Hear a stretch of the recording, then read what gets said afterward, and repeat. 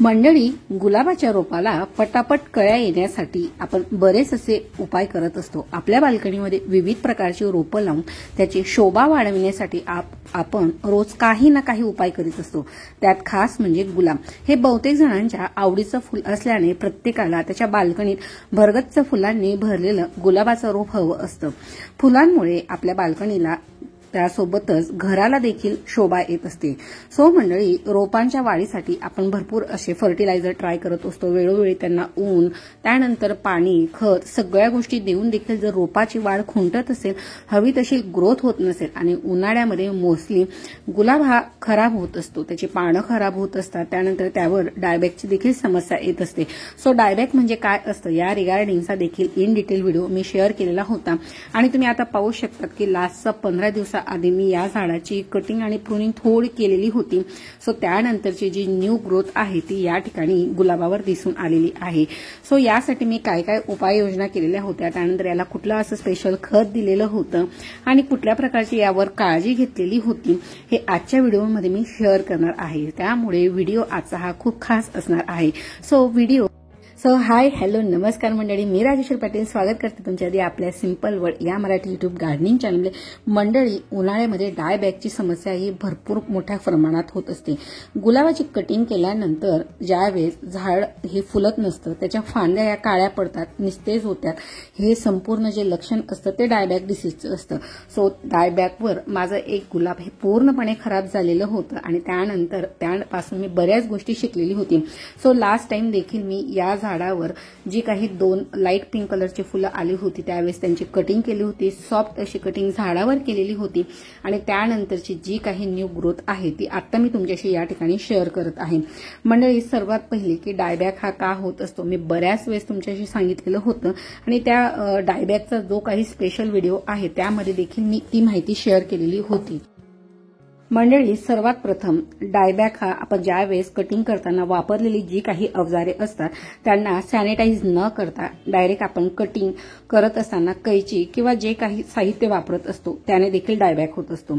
त्यानंतर चुकीची कटिंग आणि जखमी भागावर झाडाच्या बुरशी येणे किंवा कुंडीत पाण्याचा निचरा न होणे, जे काही कुंडीतलं पाणी आहे ते त्याच ठिकाणी तुंबणे, या सर्व गोष्टीमुळे गुलाबाच्या झाडाला डायबॅक होत असतो। सो या ठिकाणी पुन्हा एक नवीन गुलाब जे होतं ते मी आणलेलं होतं आणि त्याचं आता या ठिकाणी रिपोर्टिंग चाललेलं होतं। सो पॉटिंग मिक्सचर कसं असावं या रिगार्डिंग देखील बरेच असे इन डिटेल व्हिडिओ मी तुमच्याशी वेळोवेळी शेअर केलेले आहेत। सो या ठिकाणी तुम्ही झाड पाहू शकता की या झाडाला देखील थोडाफार प्रमाणामध्ये डायबॅक आहे। सो या ठिकाणी वेल ड्रेन सॉइल पॉटिंग मिक्सचर मी घेऊन घेतलेलं होतं। कुंडी जी होती ती मातीचीच होती, मोगरा असो, जास्वंदी असो, गुलाब असो, यांसाठी शक्य झाल्यास जे काही मातीची कुंडी आहे तीच वापरायला हवी। प्लास्टिकच्या कुंड्यांनी झाडांची मुळे खराब होण्याचे जास्त चान्सेस असतात।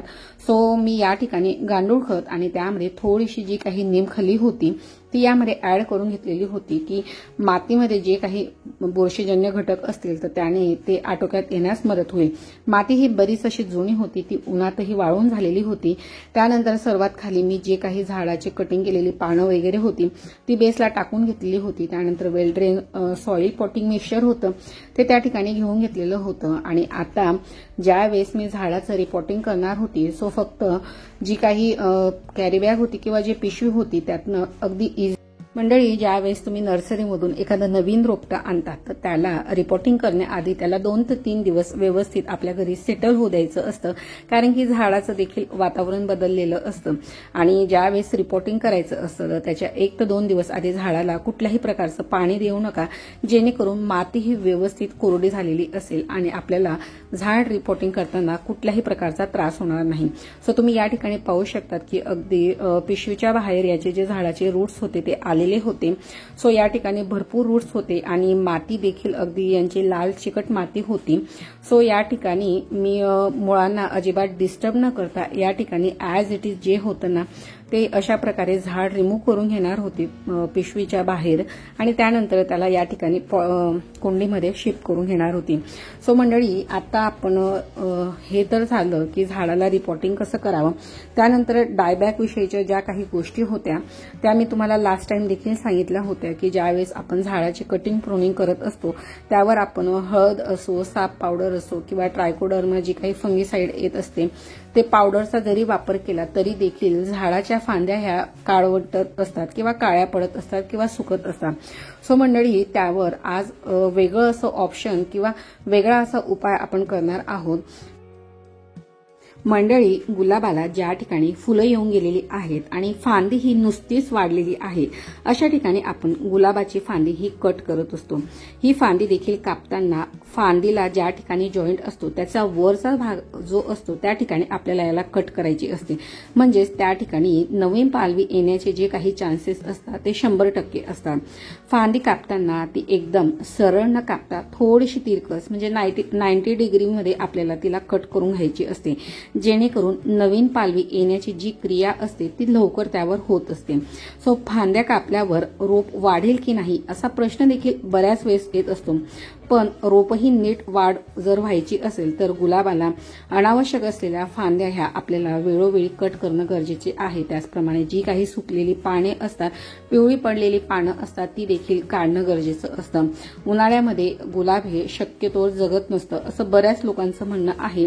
पण मी ऐन उन्हाळ्यामध्ये या ठिकाणी 2 गुलाब लावलेली होती आणि तुम्ही दोन्ही गुलाबमध्ये पाहू शकता की खूप छान प्रकारे जे लास्ट टाइमला लावलेलं होतं त्यावर मी छान प्रकारे कटिंग केली होती आणि न्यू पालवी जी होती, न्यू ग्रोथ होती ती त्यावर आलेली होती. सो आता हे जे काही रिपोर्टिंग करून घेतलेलं होतं सो मला त्यामध्ये देखील थोड्याशा फांद्या ह्या अगदी म्हणजे सॉफ्ट प्रूनिंग करून घ्यायची होती. सो प्लेन वॉटरमध्ये मी या ठिकाणी ट्रायकोडर्मा पावडर जी होती ती टाकून घेतलेली होती. त्यामध्ये मी जे कटिंग करण्यासाठी वापरणारं अवजार होतं किंवा साहित्य होतं मी त्यामध्ये त्याला ठेवून दिलेलं होतं की ते सॅनिटाईज होऊन जाईल आणि 5-10 मिनिटांनंतर मी त्याचा वापर या ठिकाणी कटिंग करण्यासाठी करून घेतलेला होता. सो नेहमी गुलाबाला ज्यावेळेस आपण कटिंग करणार असतो तर नेहमी जे काही अवजार वापरणार आहे ते मात्र नेहमी सॅनिटाईज करूनच वापरा, जेणेकरून डायबॅकची जी काही समस्या आहे ती येणार नाही. सो मंडळी, या ठिकाणी मी खराब झालेल्या ज्या काही फांद्या आहेत, फांद्यांवर काही पानं नाही आहेत, काळी पडलेली असतील त्या सर्व फांद्या मी या ठिकाणी कट करून घेणार होती. सो प्रूनिंग करत असताना स्वच्छ असलेले जे काही किंवा अल्कोहोल सॅनिटाईज किंवा तुरटीच्या पाण्याने तुम्ही साफ केलेले कटर असू शकते किंवा कैची असेल ते घेऊनच मग झाडाची कटिंग करावी. त्यानंतर कटिंग केलेल्या भागावर आपण साप पावडर, ट्रायकोडर्मा किंवा 22 म्हणून एक बुरशीनाशक असतं ते देखील लावत असतो. ते देखील गुलाबासाठी 22 हे चांगलं असतं. सो या ठिकाणी मी जे काही ट्रायकोडर्माचं जे काही पावडर तयार केलं होतं ते देखील मी कुंडीला देऊन घेणार होती. सो या ठिकाणी अशा प्रकारे कटिंग जी होती ती चाललेली होती. सो दरवेळेस मी फंगीसाइड, साप पावडर किंवा ट्रायकोडर्माचा या ठिकाणी वापर करत असते, पण आज मात्र या ठिकाणी मी मेणबत्तीचा वापर करून घेणार होती. सो मंडळी, ज्या ठिकाणी आपण कट केलेला भाग असतो त्यावर आपल्याला मेन हे मेल्ट करून लावून घ्यायचं होतं, म्हणजे ती जी फांदी आहे ती त्या ठिकाणी क्लोज होऊन जाईल आणि त्यावर कुठल्याही बाहेर इन्सेक्ट्स किंवा कुठलीही बुरशी वगैरे येण्याचे जे काही चान्सेस असतील ते त्या ठिकाणीच थांबणार आहे. झाडाच्या फांदीची ग्रोथ अशीही ज्या ठिकाणाहून आपण कट करत असतो त्या ठिकाणाहून खालून न्यू ग्रोथ होण्यास सुरुवात होत असते. सो त्या ठिकाणी जर कुठलाही डिसीज किंवा बॅक्टेरिया अटॅक झाला नाही तर झाडाची वाढ ही चांगल्या प्रकारे होणार असते. सो अशा प्रकारे आपल्याला या ठिकाणी सील लॉक करून घ्यायचं आहे. म्हणून अशा प्रकारे अगदी केअरफुली झाडाला कुठेही इजा न होऊ देता ज्या ठिकाणी मी अगदी हलकीशी कटिंग करून घेतलेली होती तो जो काही भाग होता व्यवस्थित मेणाच्या सहाय्याने त्याला मी क्लोज करून घेतलेला होता की जेणेकरून त्या फांदीवर पुन्हा डायबॅकची समस्या येणार नाही आणि पुन्हा न्यू जी ग्रोथ आहे ती चांगल्या प्रकारे झाडावर होईल आणि झाड हे हेल्दी होईल. त्याला कुठलाही आजार म्हणा किंवा त्यावर कुठलाही रोग हा त्यावर होणार नाही. सो झाडाला हेल्दी करण्यासाठी तुम्ही अशा प्रकारे मेणबत्तीचा वापर करू शकतात आणि डायबॅकची जी काही समस्या आहे त्यापासून आपण झाडाला लांब ठेवू शकतात. सो मंडळी, या ठिकाणी डाय बॅकवर जी काही समस्या आहे त्यावर मेणबत्तीचा उपाय करून ज्या काही फांद्या कट केलेल्या होत्या त्यावर अशा प्रकारे सील लॉक करून घेतलेल्या होत्या, म्हणजे या ठिकाणी नवीन ग्रोथ होण्यास नक्कीच मदत होणार होती. सो मंडळी, यानंतर आपण लगेच झाडाला रिपोर्टिंग केल्यानंतर कुठल्याही प्रकारचं आपल्याला फर्टिलायझर द्यायचं नव्हतं, कारण की ऑलरेडी आपल्या मातीमध्ये थोडं का असेना शेणखत असो किंवा गांडूळ खत हे मिक्स असतंच. म्हणजे माझं पॉटिंग मिक्सचरमध्ये मी ऑलरेडी मिक्स करून ठेवलेलं होतं, म्हणून मी लगेच कुठल्याही प्रकारचं खत देणार नव्हती. पण ट्रायकोडर्मा टाकलेलं जे काही पाणी होतं ते मी झाडाला लगेच देऊन घेतलेलं होतं, जेणेकरून काहीही जर मातीमध्ये बुरशीजन्य घटक असतील तर ते त्या ठिकाणी नाहीसे होऊन जातील. सो यानंतर आपल्याला झाडाची रिपोर्टिंग केल्यानंतर त्याला आपल्याला अगदी हलकंसं खत द्यायचं आहे, आणि ते देखील 4 ते 5 दिवसाच्या अंतरानंतर, जेणेकरून झाड देखील कुंडीमध्ये व्यवस्थित प्रकारे सेट होऊन जाईल. सो या ठिकाणी या दुसऱ्या गुलाबाची जी ग्रोथ आहे ती छान प्रकारे झालेली आहे, आणि जवळपास 5-6 दिवसानंतर मी आता या झाडावर एक खत देऊन घेणार होती. पण त्याआधी मी झाडाला अशा प्रकारे पाण्याचा म्हणजे प्लेन वॉटरचा स्प्रे करून घेणार होती. या ठिकाणी 2-4 अशी जी काही पिवळी झालेली पाणी होती ती वेळोच्या वेळी आपण रिमूव्ह करायला हवी, आणि जर अशा प्रकारे दिवसातनं 2 वेळेस आपल्याला झाडाला अशा प्रकारे स्प्रे करून घ्यायचा आहे. जर अशा प्रकारे फांद्या ह्या ओलसर राहिल्या तर त्याने नवीन ग्रोथ जी काही असते किंवा नवीन फांद्या येण्यास मदत होत असते.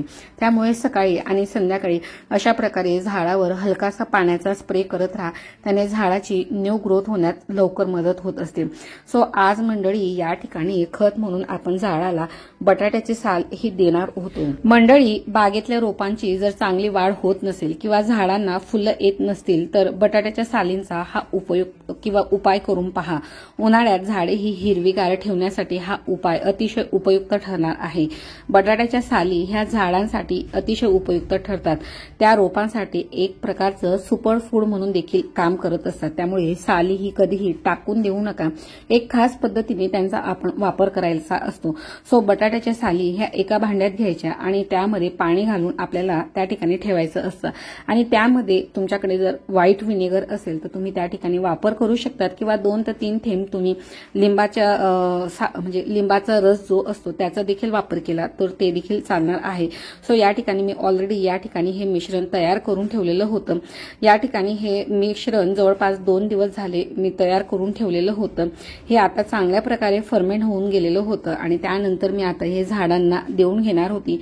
सो या ठिकाणी 2 ते 3 थेंब तुम्ही लिंबाचा रस किंवा जर तुमच्याकडे प्लेन व्हाईट व्हिनेगर असेल तर ते, आणि बटाट्याच्या एक बटाट्याची साल यासाठी पुरेशी आहे.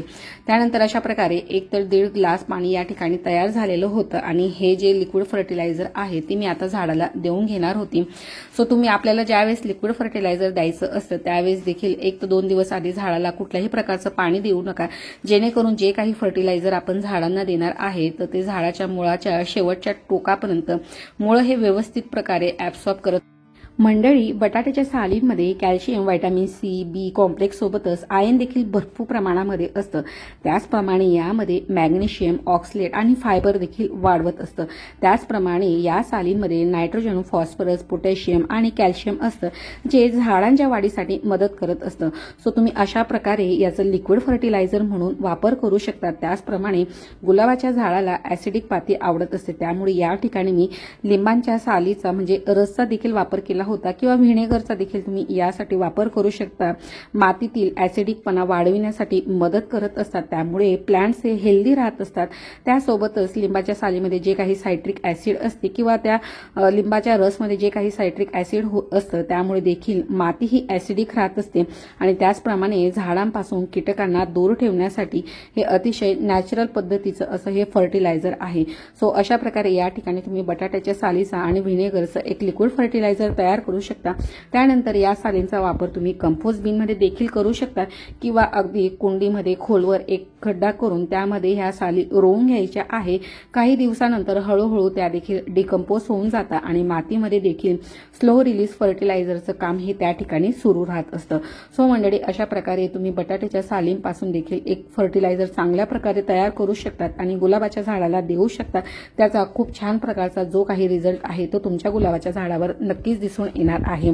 सो मंडळी, अशा प्रकारे झाडाला मॉइस्ट ठेवण्यासाठी तुम्हाला दिवसातनं 2 वेळेस आय होप मंडळी आजच्या या व्हिडिओतील माहिती तुम्हाला थोडी जरी हेल्पफुल ठरली असेल तर मात्र तुम्ही व्हिडिओला लाईक करायला अजिबात कंजूसी करणार नाही आणि अजूनही तुम्ही जर दी सिंपल वर्ड या मराठी युट्यूब गार्डनिंग चॅनलला सबस्क्राईब केलं नसेल तर वाट कसली पाहताय, लगेच सबस्क्राईब बटन प्रेस करून त्यासमोरील बेल आयकॉन प्रेस करून ऑलचा ऑप्शन सिलेक्ट करा, जेणेकरून येणारे पुढचे गार्डनिंगचे व्हिडिओ मिस करणार नाही. कारण की असेच नवनवीन आणि माहितीपूर्वक गार्डनिंगचे व्हिडिओ आठवड्यातील 5 दिवस मी तुमच्याशी शेअर करत असते. त्यासोबतच शॉर्ट व्हिडिओ देखील शेअर करत असते आणि त्यामध्ये देखील छोट्या छोट्या अशा व्हिडिओ म्हणजे गार्डनिंग रिगार्डिंगच्या ज्या काही टिप्स असतात त्या देखील मी शेअर करत असते. सो नक्कीच ऑलचं ऑप्शन सिलेक्ट करा आणि लॉंग व्हिडिओ आणि शॉर्ट व्हिडिओ दोन्हींना देखील या ठिकाणी तुम्ही भेट द्यायची आहे. सो मंडळी अशा प्रकारे या ठिकाणी जे काही लिक्विड फर्टिलायझर तयार झालेलं होतं सो मी ते दोन्ही गुलाबांना देऊन घेतलेलं होतं आणि त्याचा जो काही रिझल्ट येईल तो देखील मी नक्कीच पुढच्या व्हिडिओमध्ये तुमच्याशी शेअर केले. मागच्या व्हिडिओचा जो काही रिझल्ट होता तो तुम्ही आता गुलाबावर पाहू शकतात आणि आज रिपोर्टिंग केलेलं जे काही गुलाब आहे त्यावर जे काही फर्टिलायझर यूज केलं आहे त्याचा देखील रिझल्ट मी नक्कीच नेक्स्ट व्हिडिओमध्ये तुमच्याशी शेअर करणार आहे आणि येणारा पुढचा व्हिडिओ देखील आपला इंटरेस्टिंग असणार आहे. त्यामुळे तुम्ही लगेच सबस्क्राईब बटन प्रेस करून आपलं चॅनलवर असलेले इतर गार्डनिंगचे व्हिडिओ देखील तुम्ही पाहू शकता. त्याचप्रमाणे तुम्हाला देखील गार्डनिंग किंवा कुठल्याही इतर झाडांच्या काही समस्या असतील तर नक्कीच कमेंट सेक्शनमध्ये लिहायला विसरू नका. त्या तुमच्या समस्यावर त्या ठिकाणी नक्की सोल्युशन देण्यात येईल. चला तर मग मंडळी भेटूया पुन्हा एका नवीन आणि माहितीपूर्वक व्हिडिओमध्ये. तोपर्यंत मात्र तुमची आणि झाडांची काळजी घ्या. So take care and bye. Happy gardening. Thanks for watching.